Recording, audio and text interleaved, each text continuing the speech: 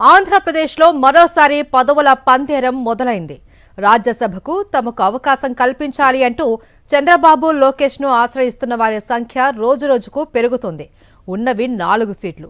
ఆశావహుల జాబితా మాత్రం చాంతాడంతా ఉంది. కేవలం టీడీపీ నుంచే కాదు, ఇటు జనసేన అటు బీజేపీ నుంచి కూడా గట్టిగా ఒత్తిడి వస్తుంది. అయితే ఈసారి సీనియర్ జూనియర్ అనే తేడా లేకుండా డబ్బున్న వాళ్లకే సీట్లు ఇచ్చే ఆలోచనలో అధినాయకత్వం ఉన్నట్లు పార్టీలో జోరుగా చర్చ సాగుతుంది. ఈ నేపథ్యంలో రాజ్యసభ సీటు ఎవరిని వరిస్తుంది అనేది ఆసక్తికరంగా మారింది. రాష్ట్రంలో ఖాళీ అవుతున్న 4 రాజ్యసభ సభ్యుల పదవుల కోసం తెలుగు తమ్ముళ్లు పోటీ పడుతున్నారు. ఒక్క ఛాన్స్ అంటూ పెద్దబాబుకు చిన్నబాబుకు అప్లికేషన్లు పెట్టుకుంటున్నారు. సార్వత్రిక ఎన్నికల్లో సీట్లు దక్కని వారు, ప్రభుత్వం ఏర్పడి 2 ఏళ్లైనా పదవులు దక్కని వారు, రాజ్యసభ అవకాశం కల్పిస్తామని చంద్రబాబు నుండి హామీ పొందిన వారు, ఇలా చాలా మంది ఆశావహులు అధిష్టానం చుట్టూ ప్రదక్షిణలు చేస్తున్నారు. తెలుగుదేశం పార్టీలో పరిస్థితి ఇలా ఉంటే అటు కూటమి మిత్రపక్షాల నుంచి కూడా భారీగా పోటీ నెలకొంది.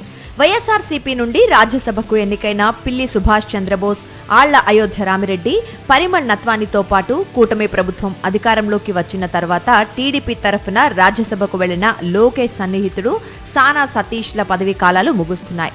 ప్రస్తుతం శాసనసభలో ఉన్న మెజారిటీ దృష్ట్యా ఈ 4 స్థానాలు కూటమికే దక్కుతాయి. వీటిలో ఎన్ని స్థానాల్ని టీడీపీ తీసుకుంటుంది, ఎన్ని స్థానాలు జనసేన బీజేపీకి కేటాయిస్తుందనేది చర్చనీయాంశంగా మారింది. కూటమి ప్రభుత్వం అధికారంలోకి వచ్చిన తర్వాత వైఎస్ఆర్సీపీ నుంచి రాజ్యసభ సభ్యులుగా ఉన్న ఆర్ కృష్ణయ్య, బీద మస్తాన్రావు, విజయసాయిరెడ్డి, మోపిదేవి వెంకటరమణ తమ పదవులకు రాజీనామాలు చేశారు. ఖాళీ అయిన 4 స్థానాల్లో 2 టీడీపీ, 2 బీజేపీ తీసుకున్నాయి. గతంలో ఖాళీ అయిన ఈ 4 స్థానాల్లో జనసేనకు రాజ్యసభ వస్తుందని ఆశించినా ఫలితం లేకుండా పోయింది. సో ఇప్పుడైనా పెద్దల సభలో తమకు ప్రాతినిధ్యం కల్పించాలని జనసేన కోరుతోంది.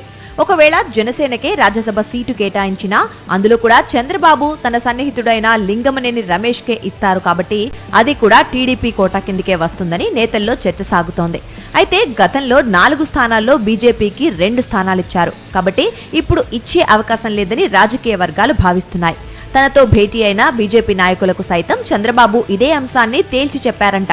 నేరుగా బీజేపీ రాష్ట్ర అధ్యక్షుడు మాధవ్ కి కాల్ చేసి ఈసారి రాజ్యసభ స్థానం ఇచ్చేది లేదని చెప్పారని సమాచారం. అయితే కేంద్రం నుండి ఒత్తిడి తీసుకొచ్చి సీటు సంపాదించే ప్లాన్ లో ఏపీ బీజేపీ ఉన్నట్లు తెలుస్తోంది. సామాజిక వర్గాల సమతూకం పాటిస్తూ అభ్యర్థులను ఎంపిక చేస్తే తమ పేర్లు పరిశీలించాలని కొంతమంది సీనియర్లు చంద్రబాబును ఇప్పటికే కలిసి విజ్ఞప్తి చేశారు.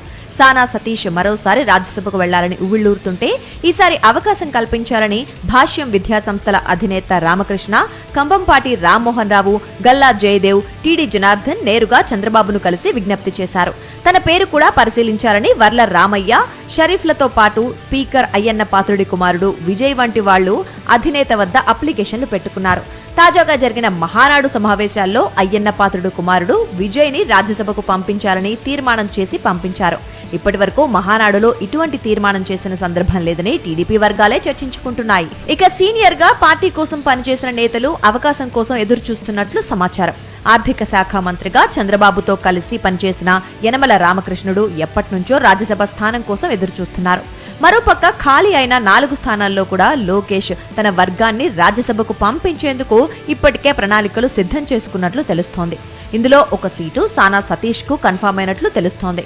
మిగిలిన 3 స్థానాలు కూడా తన అనుచరులకే ఇవ్వాలని లోకేష్ ఆలోచిస్తున్నట్లు టీడీపీ వర్గాల్లో చర్చ జోరుగా సాగుతోంది.